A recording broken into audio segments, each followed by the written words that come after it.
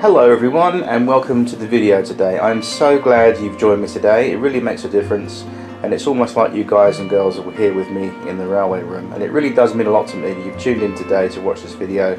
No matter where you are around the world, stay encouraged and stay safe. And my sincerest wishes and thoughts and prayers to you all and to your families during these days when everything that's strange has become the new normal.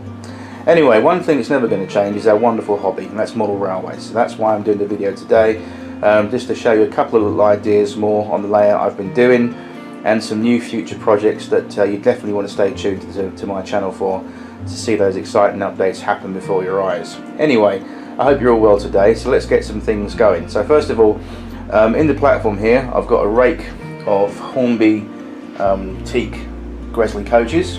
These are the slightly inexpensive ones compared to the mega expensive super detail £45 per coach job. I quite like these coaches here.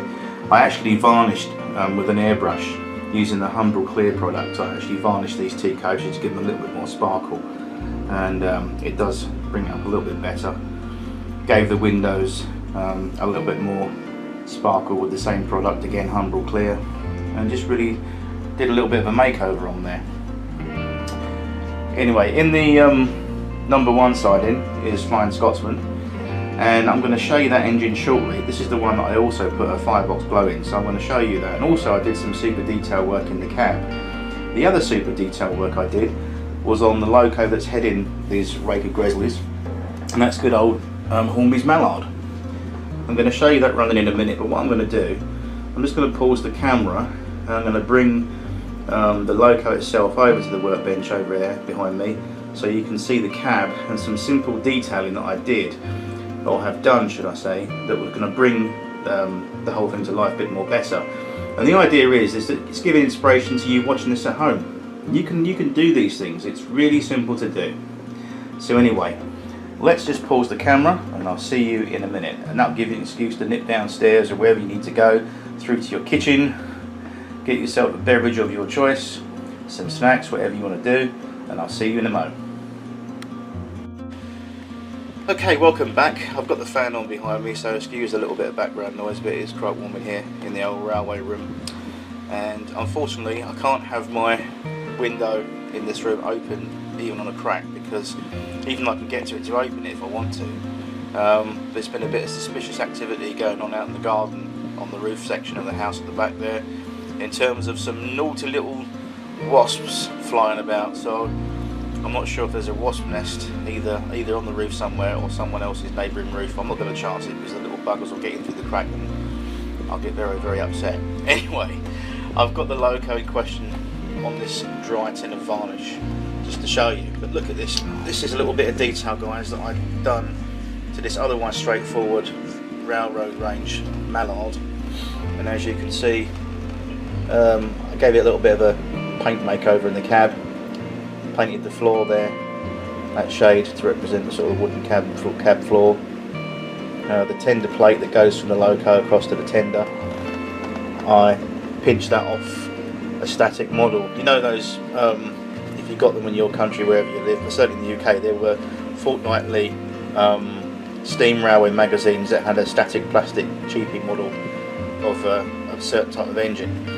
And I had a couple of those and I stopped buying them because I just didn't have the room for them anymore, and they're a little bit cheap and nasty as they came out. But a couple of bits I've nicked off them, and one of this is the old plate that goes from the loco to the tender. So I've put that to good use, and it does look much better on Mallard's cab floor. On the inside I've painted or added some seats there. I've painted those red, which is exactly the same as the NRM one in the museum. The footplate detail itself, what I've done, just by using a couple of different colour paints, mainly red and some silver, I've picked out some gauges at the top there and some little bit of light relief. And the idea is that just as it goes around the layout, particularly with the firebox glow, which is the bulb that you can see in the centre of the shot in the firebox door, I've again pre-drilled and done the same way as you've seen the previous video I've done on the locos. This one is exactly the same. I just added a tiny smidge of red paint on there and all will be revealed when you see this running. You'll see what I mean. But in the meantime, when the firebox lights up, when the cab's illuminated, with the naked eye you can pick out a little bit of colour relief, just enough to give the impression to the eye that there's detail in there. One of the cool little things that I've done, and again this is something everybody can do at home, when we all buy model railway products, they come in plasticky boxes, often with, if I can find it, no matter what you buy, even the model railway figures, but you get this stuff. Simple packaging. This one particularly came from a backward set of Loco Crew 1950s ones, but I kept this material because if you cut it to size, as you can see there, if you cut it to size, hey presto, you can cut yourself some glazing for your Loco cabs, as you can see here. I'll do the inside shot, you can just pick this out without it going blurry, but you can see that shot there next to the chair, the driver's side chair. You can just about make out, oh, come on, there we go, a little strip of that plastic hard material, just glued in place with some liquid Humbrol glue. Done that on both sides, but also inside and out once it was dry. I gave a coat of this stuff, which is Humbrol Clear, which is a gloss varnish that I've done all my varnishing on my Locos with, particularly this one as well, as you can see. But also it's designed for plastic windows, and it actually brings them up to a glass-like finish. So gave a little dab of that on the inside and the outside, and as you can see from that shot there, that bit of glazing actually brings quite the cab to life, I think. Really looks good. Anyway, so that's pretty much what I've done with that in terms of the cab detail, working footplate, firebox glow, and some glazing and some light relief with the paint there. Again, it's a little bit fiddly, but it depends how you want to go with the hobby. I mean, I found that during these last couple of weeks to a month, we've all been in this lockdown situation, it's actually made me more mindful of the things that I can do, that I've got, things that I don't need to spend a fortune on, I've got in my midst, in my possession, that I think, well, let's try that idea, why not? And certainly of an evening when my daughter goes to bed, a little bit later than normal, she normally goes to bed about 9:30, 10, tantrums permitting. I generally find the times after that, the small hours of the evening into the night, if I'm still awake, I come in here and do a little bit of fiddling, a little bit of licking and sticking, and I end up doing things like this. And this is really, really nice. I mean, to look at that shot there, you wouldn't think that's a Hornby Railroad Range model. You think it was a top end with all the fiddly bits on it model, but in actual fact that's a Hornby Legends model, which is, they did a series a couple of years ago, many years ago. The catalogue company Argos in the UK were doing these Hornby branded models that came in the box branded from Hornby, but they were branded the word Hornby Legend series. And there was this one, the Flying Scotsman, that you'll see in a mo, and also I think it was Caerphilly Castle. Correct me if I'm wrong, but those couple of Locos, they only brought out in a limited edition, so many made in the series. So I got Flying Scotsman and Mallard, and that's what I've done with mine. You might be able to see this in the light. I've done a previous video on this before, but there is a slightly shiny finish to this Loco as opposed to the matte factory, which has been done using the old Humbrol clear varnishes just mentioned with an airbrush. If you want to see that, if just skim through my videos, and there's a video that I'll show you on how I did that.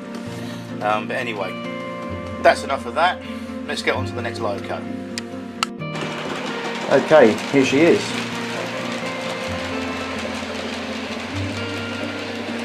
It's starting to get a little bit dusk over in the UK, in London, in the southeast. It's about 7:20 or thereabouts, 7:15 actually on the clock on the wall. In a minute, I'm just going to flick the lights off in the room, so you might be able to see a little bit better with the eye of this firebox as you come through the station. She was running a little bit stiff earlier, so I don't really run this engine that too often, and I just think she needed a little tiny drop more oil on all the bearings and the com rods and the linkage, and as you can see, she's running pretty sweet as a nut. There's something about that Mallard, the blueness of it, and the Garter blue behind these Gresleys.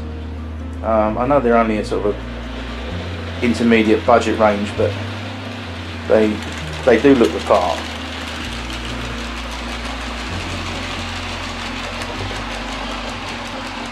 It's got it where it counts, definitely. Look at that. Love those grizzlies behind the Mallard. Look at that. That just looks absolutely good. Anyway, I'll turn the the light off in the room here for two reasons. Number one, we'll have a look at the old firebox as she comes round.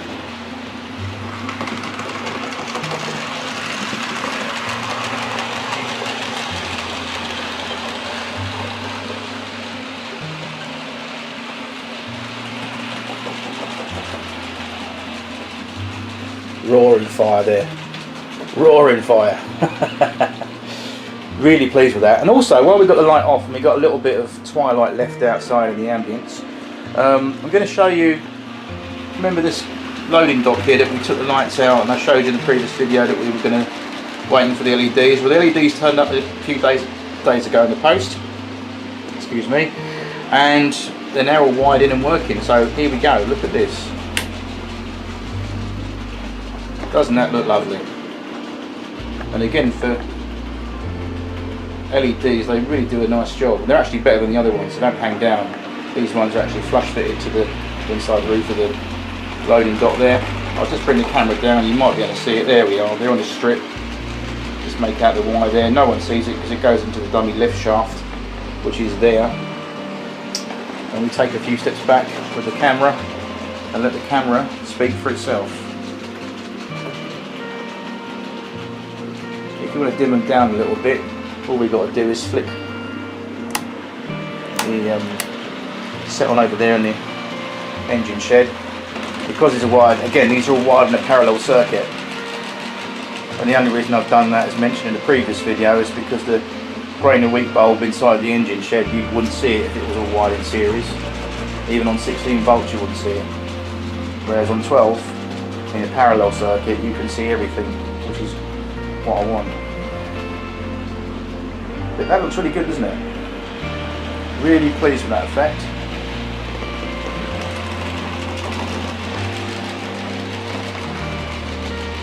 That's a really super job. Although I say it myself, it's actually very easy to do, believe it or not, because half the work's done for you, because you can just literally take it out the bag, stick it to the inside of whatever building you want to do it with, and the two pairs of wires you just connect up. Just remember it has to go around a certain way, because they're LEDs. LEDs will only work one way in a circuit, whether you wire in series or parallel. The leads only get connected only one way. You've got to experiment and you'll find out for yourself, but it's pretty easy to do, deduct. Anyway, let's move on to the Flying Scotsman, shall we? I'll see you in a bit. Okay, so here we have loco number 2 out of the lot that I put the glowing fireboxes in previously, which on a previous video you'll see. But here's the other one. This is obviously Flying Scotsman as mentioned, and again this was from the Hornby Legend series that was released as a couple of models as just mentioned previously in the previous clip there. But I wanted to show you what I've done in the cab on this particular model. So of course the first thing you notice is inside we've got the little red grain of wheat bulb that I've painted just a smidge of red paint, and when this lights up it's not red, it's actually a mixture of an orangey glowy kind of colour, with the paint helping out in that effect. And also you'll notice that again I've done the same effect on there. I've painted the cab controls, not too much to paint on this one, just the regulator handles on the driver and fireman side left and right. A little bit of relief detail I've painted on there, not too much. Other than that I haven't gone too mad on the cab on this one because there's not that much to do. I've left the cab floor black at the moment. I've still got to put a loco crew on there as with Mallard in the previous shot. But again I've used the glazing effect on this particular model. Again I've used it, you can see a bit more clearer there, just a little tiny square of that clear plastic card material that I've secured in place on both sides, and again on the inside and the outside I've used the good old Humbrol clear varnish as mentioned to effect to bring that up to a glassy finish. And as you can see from the outside shot, that does look pretty good. At least it's better than no windows, because when both these models were issued, the Mallard that you saw previously and this one, for some reason They just didn't put any glazing in the cabs. They could have done so, but they didn't, and I don't know why they didn't do that. Oh, that was, test lamp's a little bit too bright there. Sorry about that, folks. But yeah, I mean, it's a shame because it's a nice model, and they didn't put any glazing in the cabs. But again, something you can do, really easy, a little bit fiddly, but how are you going to know unless you practice and you learn? With everything, I've certainly learned a lot of new things these last couple of weeks during the lockdown. It's really helped me mentally in the hobby, certainly. So anyway, that's why I'm doing these videos, to encourage you as well as enjoying it, doing it myself and uploading stuff for you to enjoy. It gives me pleasure. So anyway, without further ado, I'm going to put this back on its tender. We're going to first of all see Mallard running, and after that we're going to see the Flying Scotsman in action with her firebox. See you soon. Okay everyone, let's get this Flying Scotsman on the way, and let's get some great shots of that firebox all lit up. As you can see, there we go.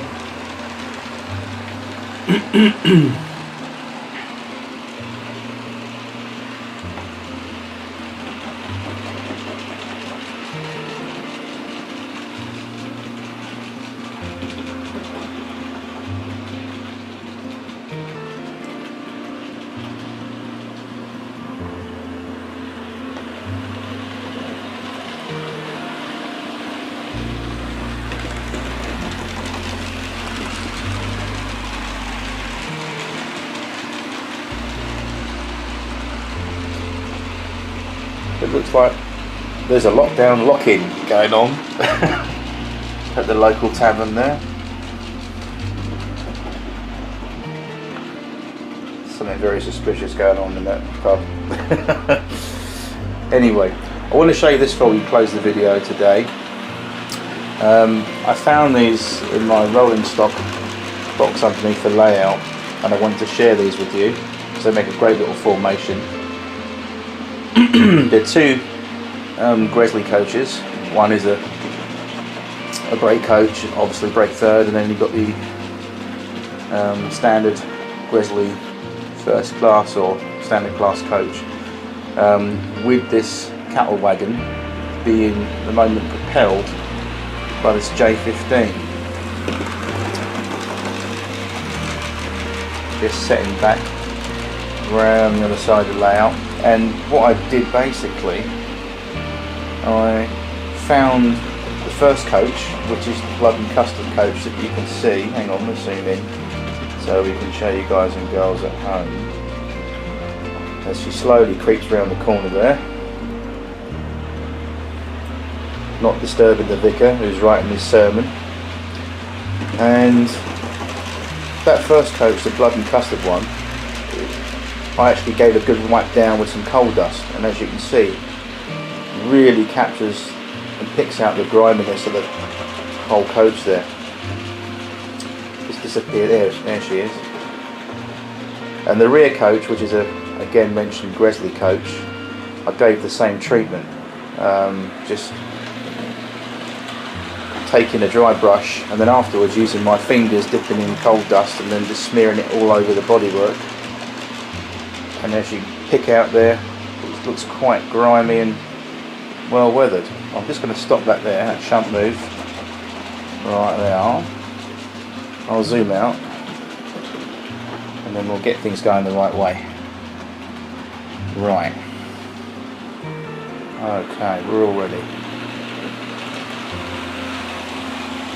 There she comes round. And there's a little story behind that formation I want to just close the video with today.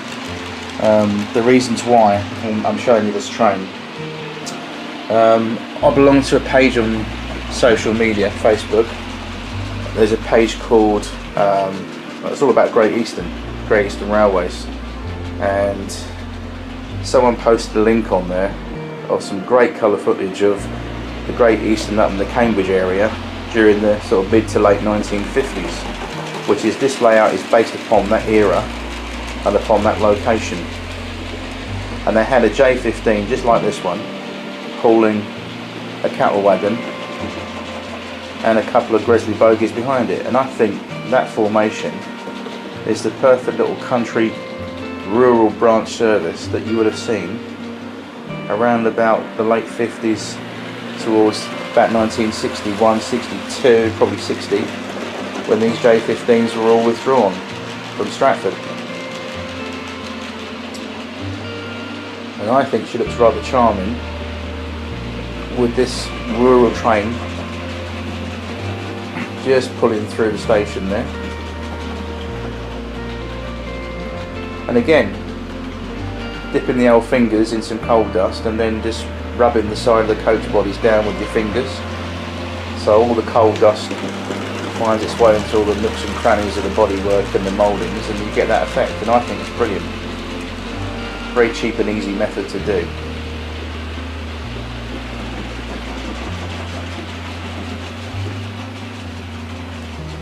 Anyway, guys and girls, I'm going to love you and leave you.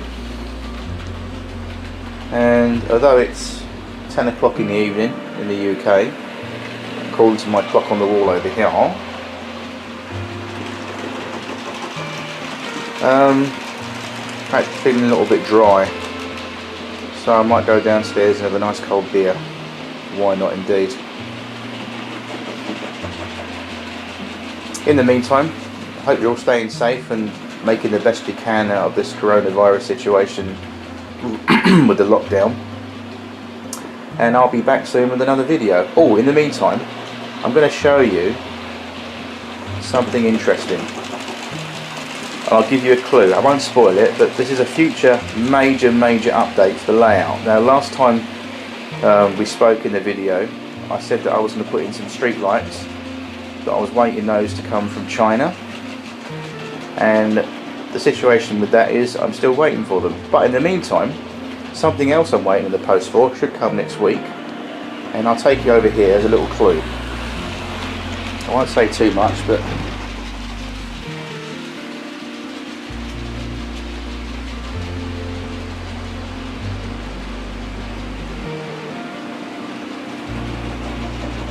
I'll say one thing. Radley Models. It's a good plug for a model shop in Hampshire. Radley Models, that's all I'm going to say. And I'll see you soon. Take care everyone, stay safe, God bless, and I'll see you soon in the next video. Bye bye now.